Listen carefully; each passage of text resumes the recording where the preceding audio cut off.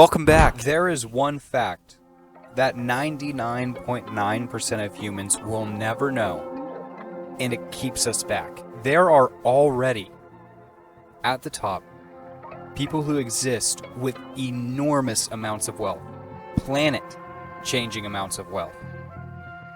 More than multiple nations combined. Hell, more than any nation. These are the people that control the game.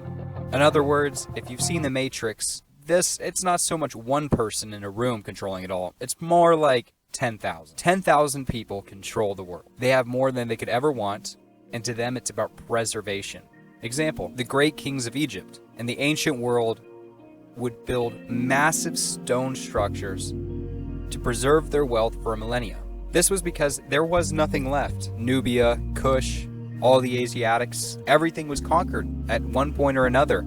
The whole world was in their grasp. And what do you do with that kind of wealth? You preserve it.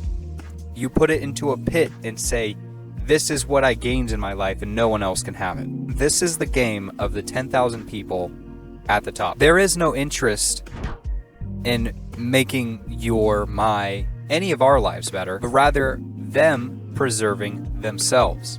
The systems that are in play are at play because it keeps us where we're at. There's not much room at the top of the mountain. Mount Everest was once a glorified peak that few brave men had ever had the pleasure of seeing. Now it is a literal landfill. Keep that in mind and understand there's not much room at the top because the top gets a whole lot more ugly the more people that are in it. So why are there poor? Because in a weird way, in the yin and in the yang, you can't have the rich without the poor. And in a very weird way that we never think about, you can't have poor people unless the rich exist.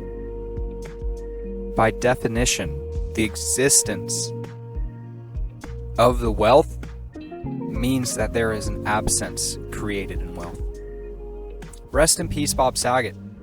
Was he a creep? I don't know, but he was definitely the inspiration for BoJack Horseman, and that is one of the best shows ever.